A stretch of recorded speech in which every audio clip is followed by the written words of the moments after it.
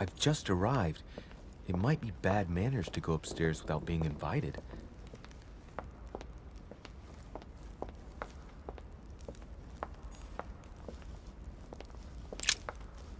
Lives of the Noble Greeks and Romans by Plutarch, a biography of the great men.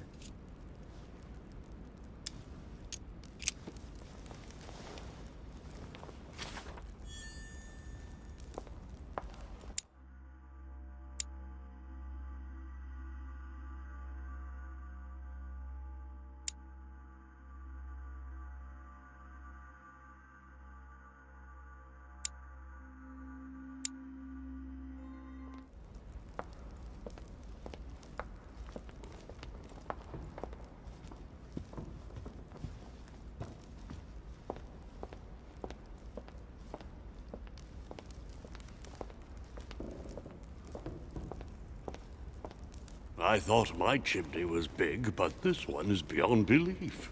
It's the least one can say. I've been longing for a warm fire for ages. Since I set foot on the island, I haven't ventured more than 2 yards away from it. Have you also just arrived? Oh, late morning, I'd say. Louis, come join us. Monsieur, may I introduce you to Monseigneur His Eminence, Cardinal Piaggi. He joins us straight from Rome. Oh, just call me Your Eminence. It's simpler. George Washington, President of the United States of America. Delighted at last to make your acquaintance, Mr. President. Pleased to meet you, Mr. President. Louis Moras de Richet. It is an honor to meet you. Young man, let's keep it simple, please. Let us forget our fancy titles. Nice to meet you, Louis. I should imagine you never thought you'd be in such company. I must admit that I didn't. It's the first time that I've ever met so many illustrious personalities. And you haven't seen anything yet. Generally, when Lord Mortimer organizes one of his receptions, there are over a dozen people here. They can't all be here yet, and you'll see, most of the time there's only the upper crust. And I noticed you were already getting to know His Eminence at the entrance. It's the perfect place to build up a network. What were you talking about, if you forgive my indiscretion?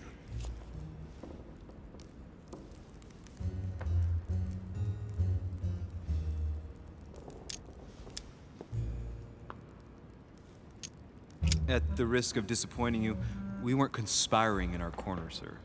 His Eminence was simply telling me that he knew my mother and how much he held her in high esteem.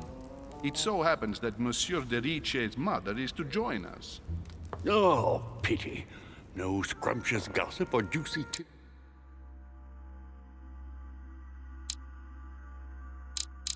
tidbits, unmentionable secrets, or even money matters. But you'll see, it will come. Despite all the goodwill in the world, you can't stop people scheming left and right around here. Speak for yourself, sir. Well, my friends, do any of you know the reason why we're here this time? Not in the slightest. As for me, I've been invited by Sir Holm, a close friend of Lord Mortimer, but I do not know the reason why. You see, Louis, every time Lord Mortimer organizes a reception, he always finds a moment to set up a chat with all the guests. During which time we remake the world.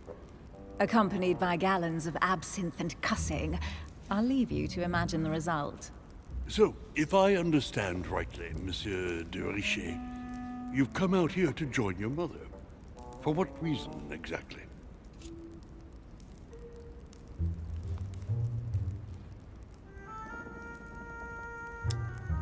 Lord Mortimer asked me to drop everything and come find my mother, who seems to have disappeared during her stay here. Ah.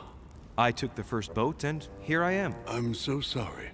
Don't be, sir. It's not your fault. Seriously, though, I know your mother well. Stay behind with me afterwards, and we'll take a moment to speak about her.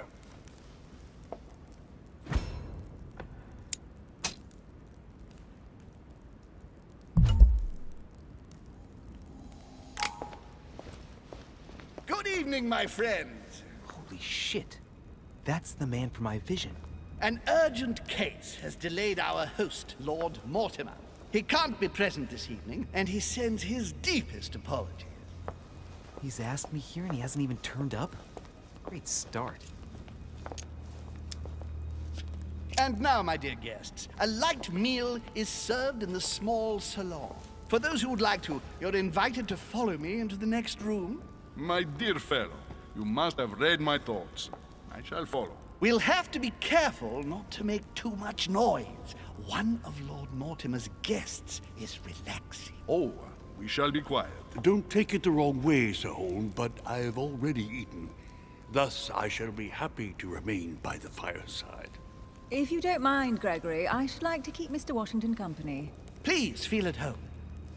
And you, sir? If I stay with Washington, we'll be able to speak about my mother. But on the other hand, I'd like to learn more about this home. I saw him in my vision. My vision is more important. Let's follow home. I'll follow you, sir. Mr. Washington, I hope to speak with you at greater length on another occasion. Emily, please excuse me, but I would like to speak to Sir Holm. I shall see you later.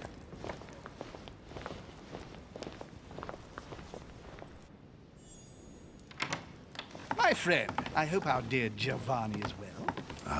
The troubles in France have fatigued him, but he will recover slowly. Do not fear. He apologizes for remaining in Rome. The voyage was too much for him. And right he was, too. The mildness of the Mediterranean, eh? Come, sit down and have something to eat, my friend. You look rather pale. Excuse me, sir. I have been neglecting my duty. I haven't introduced myself. Sir Gregory Holm, an old friend of Lord Mortimer's. A real pleasure, sir.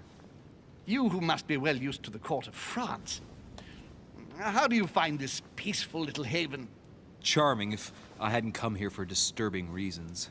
Yes, I heard the news. What a story. Indeed. I wanted to ask you. You seem to know my mother well. Is that true? Who does not know of her, sir? She has such a wide circle that everyone knows your mother from a distance or closer. Everyone knows Sarah, my son. But you only know her by her reputation. I remember she once worked for the Crown of England and that she always honors her engagements. However, we have never been personally introduced, sadly. Well, if I'm to believe my vision, you're not going to get along with her. Thank you for your answers, Sir Holm, but I beg your pardon. I get the impression I know you. Have we met? Except in my dreams, of course. Not that I remember, young man. Perhaps you are mistaking me for another member of the Chamber of Lords. And what with the wig and the powder, it wouldn't be the first time. No, you were definitely the one I saw threatening my mother. I thought... Never mind. It'll come back to me. Would you allow me one last question, sir? I don't want to take up all your time. Please, go ahead. What do you want to know? Do you know if anyone else has gone missing recently? Not at all, sir. It's as if Sarah has purely and simply vanished into thin air. That's right. Just take me for an idiot, why don't you? Not even a servant, then? Not even a servant. I can assure you, we would have been informed. Keep your faith, my son. Only the celebrated Sara de Rice could vanish before our very eyes, and she will reappear. You will see. No! Elizabeth! I should have insisted that you rest in your room. Do you want me to call someone? I'd rather not get involved, either. Just sit there a moment. It'll pass. She's slowly recovering. These fits of hers are quite worrying to see, but normally there are no consequences. No consequences? Have you seen the state she's in? Can you tell me something about her? The dizzy spell is harmless, but her general condition is frankly alarming. You seem to know her. What is she suffering from? I don't know exactly, but her father sent her to us in the hope that she would recover all her faculties. It would appear she suffers from episodes of dementia. Is she aggressive? Sometimes, but only toward herself. She has never hit out at anyone else, I can assure you of that. She wasn't like that this morning. Something must have upset her. That's one way to put it. The poor girl is exhausted, but that's not the cause of her problem.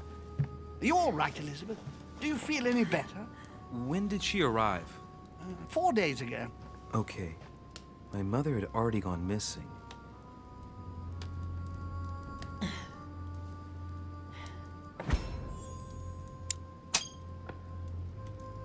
She's just regained consciousness and she immediately reaches for her brooch? I don't know exactly what it means to her, but obviously it's got to be something important. Are you all right, Elizabeth? You gave us quite a fright. Take it easy, miss. Let me... I just need to get back to my room. Of course, my dear. Go ahead. You saw it, didn't you? Pardon me? I segni della bestia. Sorry, Your Eminence. I don't speak Italian. Forget it. It doesn't matter. Gentlemen, it's getting late. It is time for everyone to go to bed. It has been a long day.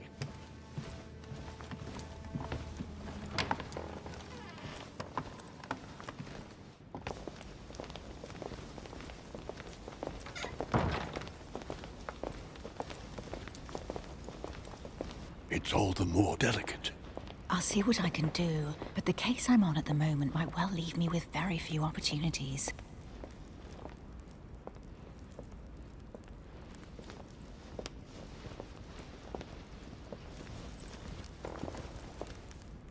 Well, I am impressed with all this splendor. But don't spend too much time with Mr. Washington, my dear, or you'll lose your pretty accent. You seem to be intrigued by that statue. Absolutely. It is remarkable.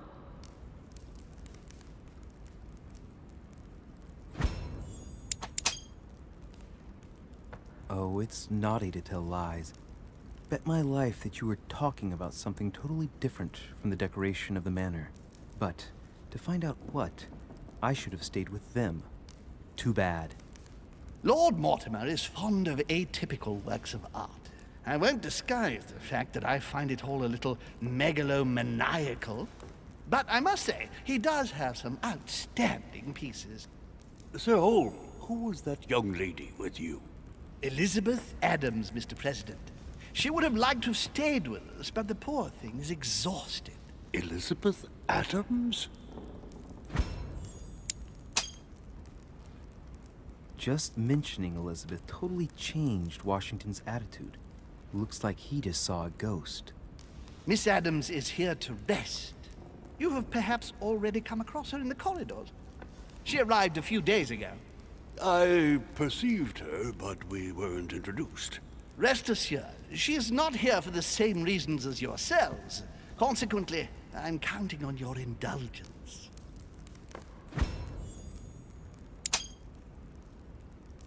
Washington looks surprised, but Holmes doesn't seem to see it. I wonder if he's being polite or if he really doesn't see his discomfort. On that note, it's very late. You must be exhausted. The servant will accompany you to your rooms.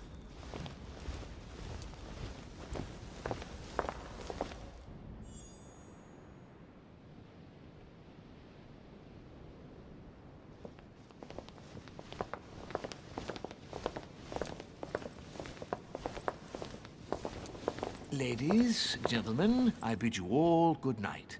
Mr. President, Your Eminence, Duchess, you have the same rooms as usual. You, Monsieur de Richet, will find your room at the end of the corridor. Well, my friends, I am bone tired. I am off to my bed. See you in the morning. Good night, sir. I shall do likewise. Louis.